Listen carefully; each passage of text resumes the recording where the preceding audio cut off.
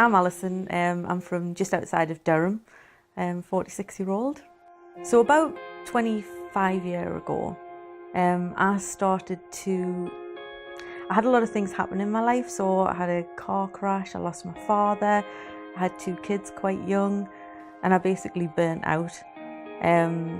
Started to get little niggly things that were wrong with me, and doctors couldn't find out what they were. They were doing lots of tests, it took several years to kind of diagnose it. So for those first 5-7 years, I didn't know kind of what was happening. I didn't know what it was, and then I was diagnosed with the ME. And at first I thought, oh, I've been diagnosed with something, I know what it is. And then after that, it was just plummeting into a spiral of depression, anxiety, fear. I thought, this is life. And I did sometimes look at other people and think, I want to be like them. I want to live. I want to go on holiday. I want to just go shopping. I want to walk down the street. I want to walk my dog. I want to be able to just leave the house and be free in the world. I never felt free in the world. My system wasn't working properly, and everything was not working properly. And I don't think you actually see that till you've come out of it, how much things weren't working, because when you're in it, you live it. So you're not you just live every symptom as it comes along, tackle that symptom, but don't tend to link the whole thing together. You just tackle, surviving. It's like being in survival mode. ME to me is a debilitating condition that takes over your life.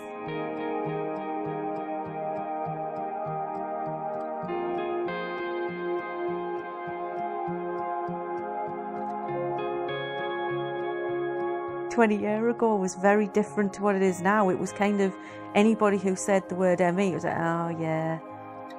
And doctors actually were discriminated against if they diagnosed ME, because people didn't believe it back then, and it was a very hush-hush kind of problem. So it was whispers, and then when doctors got to the end of their tether, they just went, oh, I think it could be ME, but it wasn't me that told you that.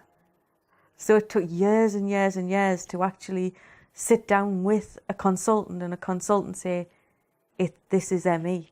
This isn't anything else. This is ME, fibromyalgia. This is what you have. So that took a lot of time to get a diagnosis. Over the years, I've tried NLP, I've tried reverse therapy, I've tried mycotherapy, I have acupuncture, holistic therapies, massage, aromatherapy, flower therapy, crystal therapy. I've tried everything. If somebody came to me and said, here's a new therapy, have you heard about this? I was first in.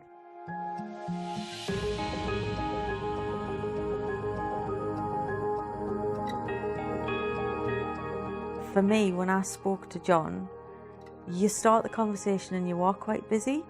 But John has this manner that after a few minutes of talking, it's a calm that kind of brings you down and settles you into a rhythm. And that's all I can describe it as, kind of a rhythm of conversation. Nothing complicated, no questions, it's not hard. It's just a day-to-day rhythm of a conversation that slows down. And John has an amazing way to ask the right questions, to point you in the right direction quite quickly. And then when you start to get busy again, he has a way that can bring you back to that quiet. So a conversation with John on the phone, for me, or normally over the computer, started off quite, oh, this has happened, that's happened, this is like this is like this, to, yeah, I feel good now, and end the conversation, because his conversational manner is so soft and so gentle and so easy that it's very easy to just get engaged quite quickly. We had 2 conversations And I can honestly say after 2 conversations, my life started to change. And I didn't have a clue how. I didn't have a clue why it was happening. By having conversations with John, I realised that I didn't have to control it anymore. I wasn't in control of my energy levels. I wasn't in control of what I was going to do next. And I always thought I was on a limited energy. I always thought there wasn't kind of like, everybody else had a massive amount of energy. I had a tiny bit of energy.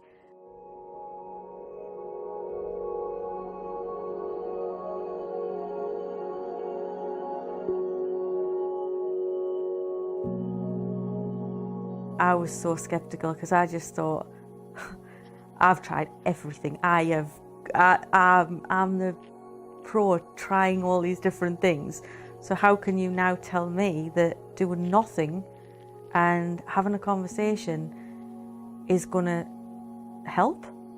At the beginning, I thought, this is going to last about 6 months. This is going to be one of those things that lasts about 6 months.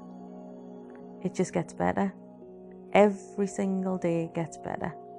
And that quiet, and I don't think people can realise unless you are pointed in the direction of quiet, because everybody lives in such a busy mind. We don't realise how much energy it's taken to plan and maintain and it's just to live in that quiet is beautiful. It's a beautiful, beautiful space to be in, and I wouldn't change it for the world now.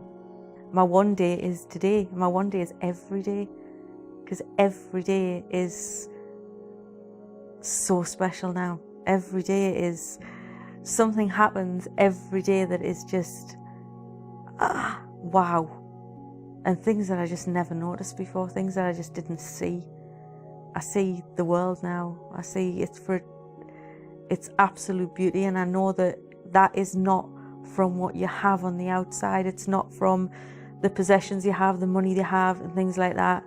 Being free and living free comes from within. It comes from inside, and everybody's got it, and everybody can have it, and it's so easy to get. And doesn't mean that you're not going to be troubled with symptoms or troubled with life. Everybody has to live. We live in a world that you will get worried from time to time, but once you've found that quiet space, what's happened for me is, if I get worried or stressed, it happens. I can get anxious and but it just disappears.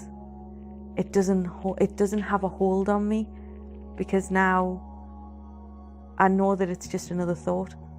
It's just something else that's happening, and living life is just amazing.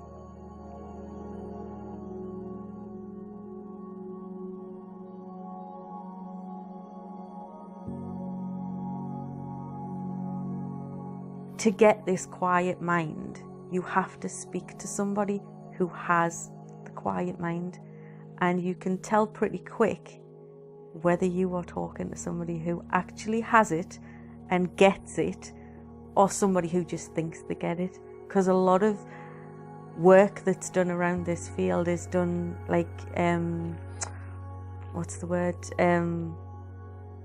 through education. So they think that so on an educational level, they get it. This is not about an educational level. This doesn't matter whether you are highly educated, whether you're a high flyer, degree person or whatever. This doesn't matter. This is for absolutely everybody. Everybody can find that quiet space. They just have to be pointed towards it. And if you don't get it straight away, just keep in the conversation, because that conversation just points you straight back to it. And there is no money on this planet could repay John for what he's done for me, because I can live now. I can be free.